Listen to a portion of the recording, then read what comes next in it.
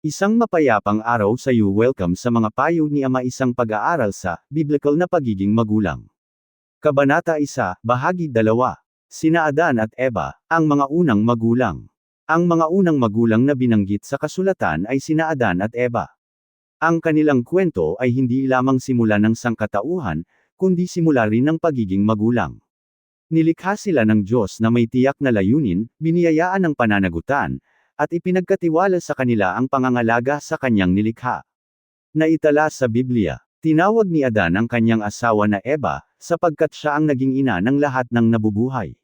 Genesis Kapitulo 3 Versikulo 20. Inilagay sina Adan at Eva sa isang perpektong kapaligiran. Nakipag-ugnayan sila ng malapit sa Diyos at namuhay sa mundong hindi pa nadadapuan ng kasalanan. Ngunit sa kabila ng pamumuhay sa paraiso, hinarap din nila ang mga paghihirap, pagsubok, at pagdurusa sa pamilya matapos pumasok ang kasalanan sa sanlibutan. Ang katotohanan ito ay nagtuturo ng mahalagang aral para sa mga magulang ngayon. Kahit ang pinakamagandang kalagayan ay hindi garantiya ng perpektong resulta. Maraming magulang ang nakakaramdam ng hindi kinakailangang pagkakasala kapag ang kanilang mga anak ay gumagawa ng maling desisyon.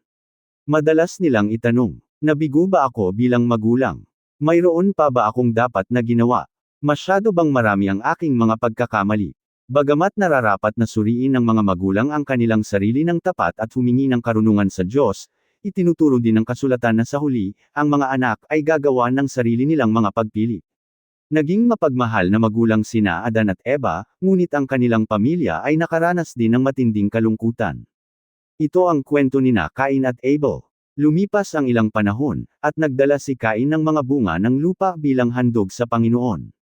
Genesis Kapitulo 4 Versikulo 3. Sina Cain at Abel ay lumaki sa iisang tahanan at sa ilalim ng parehong pagpapalaki, ngunit magkaiba ang kanilang pagtugon sa Diyos. Naghandog si Abel ng kaloob na kalugod-lugod sa Diyos na may pananampalataya at pagsunod, samantalang hinayaan naman ni Cain na ang paninibugho at galit ang mamahala sa kanyang puso.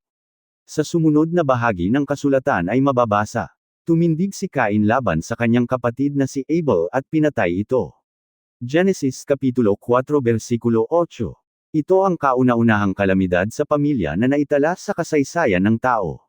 Ang pangyayaring ito ay nagpapakita ng ilang mahahalagang katotohanan tungkol sa pagiging magulang. Isa, ang mga magulang ay maaaring gumabay, ngunit hindi mapipilit ang pagpili ng anak. Malaki ang impluwensya ng mga magulang, ngunit ipinagkaloob ng Diyos sa bawat tao ang kalayaang pumili. Ang mga anak ay hindi mga makinang susunod lamang sa bawat utos. Ang mga magulang ay nagbibigay ng gabay, karunungan, pagwawasto, at mabuting halimbawa, ngunit sa huli, ang mga anak ang mananagot sa kanilang sariling mga pasya. 2. Ang kasalanan ay nakaaapekto sa buong pamilya. Matapos pumasok ang kasalanan sa sanlibutan, naging mas mahirap ang ugnayan sa loob ng tahanan.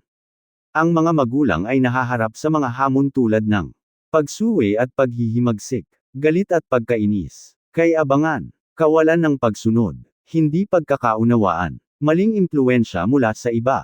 Ang mga pagsubok na ito ay hindi bago, umiiral na ang mga ito mula pa sa simula ng kasaysayan. 3. Ang mga magulang ay nangangailangan ng patuloy na karunungan mula sa Diyos. Walang paraan ng pagpapalaki na sapat upang magpabago sa kalooban ng tao. Tanging ang Diyos lamang ang makapagbabago ng puso. Ang mga magulang ang nagtatanim ng binhi, ngunit ang Diyos ang nagpapalago nito. Isinulat ni Apostol Pablo, "Ako ang nagtanim, si Apolos ang nagdilig, ngunit ang Diyos ang nagpalago." Unang Korinto Kapitulo 3 Versikulo 6. Ang parehong prinsipyong ito ay naaangkop sa pagiging magulang. Ang mga magulang ang nagtuturo. Ang mga magulang ang nananalangin. Ang mga magulang ang gumagabay. Ngunit ang Diyos ang kumikilos sa puso ng mga anak.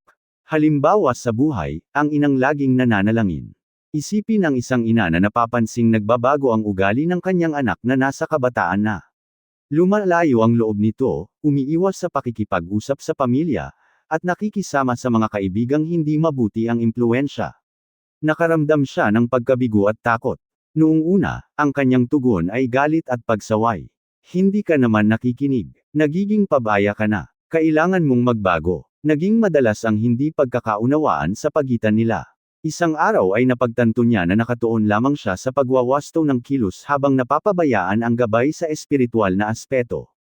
Mula noon ay nagsimula siyang manalangin araw-araw para sa kanyang anak. Sa halip na simulan ang bawat usapan sa pagsaway, mas pinakinggan muna niya ang kanyang anak. Itinanong niya, anong mga bagay ang nahihirapan kang harapin? Paano kita maipapanalangin? Unti-unting bumuti ang kanilang ugnayan. Lumipas ang ilang buwan at nagsimulang magbukas ng kalooban ng kanyang anak. Hindi naganap ang pagbabago sa isang iglap, ngunit sinimulan ng Diyos na ibalik ang maayos na samahan sa pagitan nila. Ang aral ay malinaw. Hindi mapipilit ng mga magulang ang paglago sa pananampalataya, ngunit maaari silang manalangin ng tapat, gamabay, at magmahal ng walang pagkukulang. Praktikal na gabay para sa mga magulang ngayon. Manalangin ng tiyakan para sa iyong mga anak. Huwag lamang ipagdasal ang kanilang tagumpay sa pag-aaral o kaligtasan, kundi isama rin ang kaligtasan ng kanilang kaluluwa, karunungan at tamang pag-iisip, mabubuting kaibigang magpapatibay sa kanila, mabuting pag-uugali at pagkatao, pag-iingat laban sa masama, katuparan ng layunin ng Diyos sa kanilang buhay. Makinig bago magwasto. Kadalasan, kailangan muna ng mga bata ng pangunawa bago sila makatanggap ng tamang aral.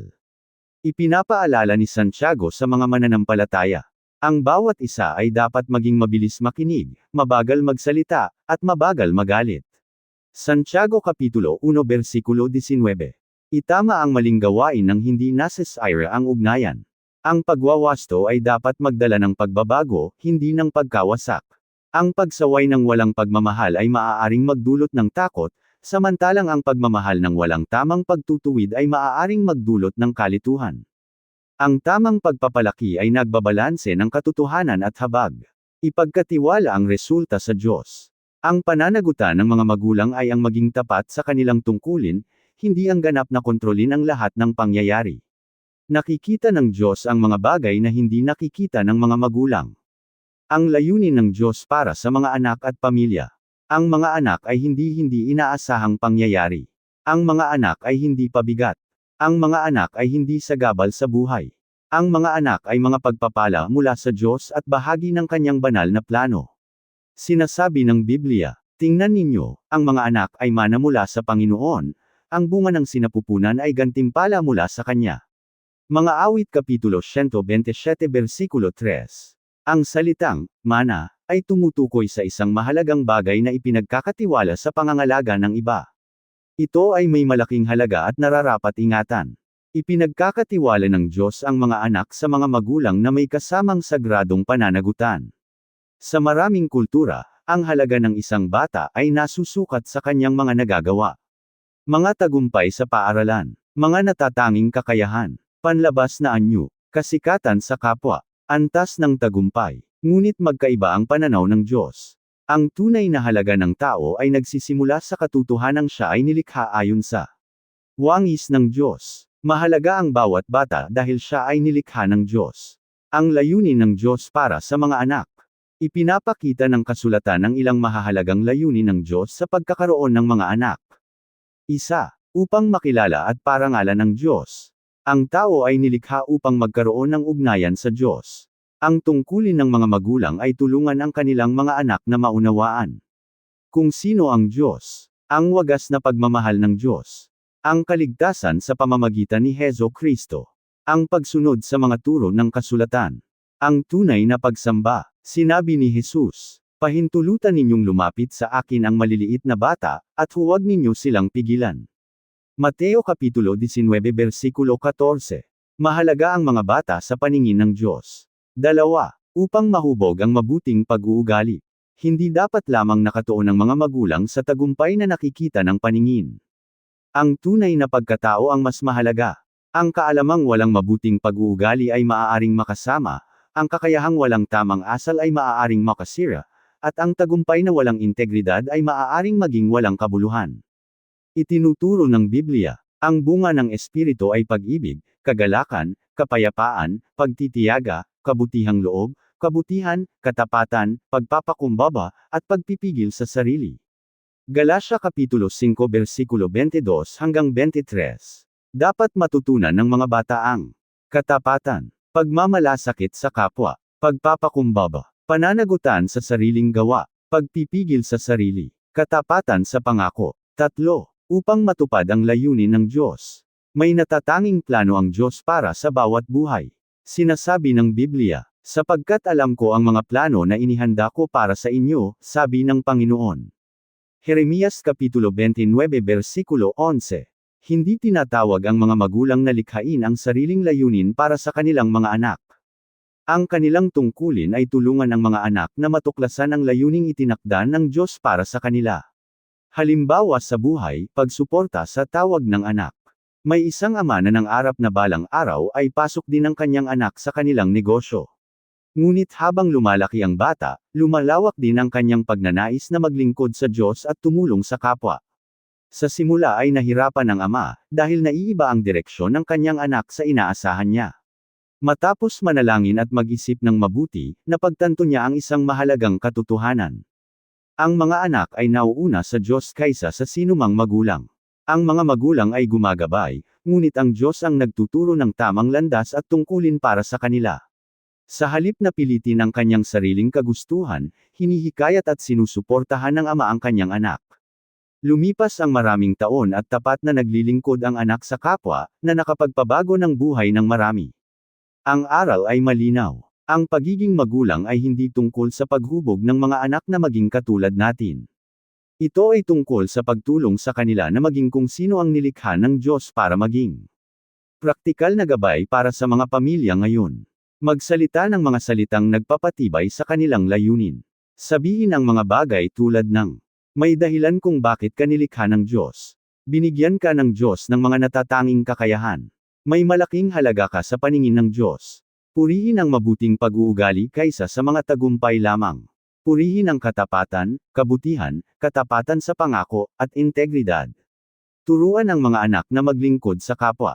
Hikayatin silang gumawa ng maliliit na gawa ng kabutihan.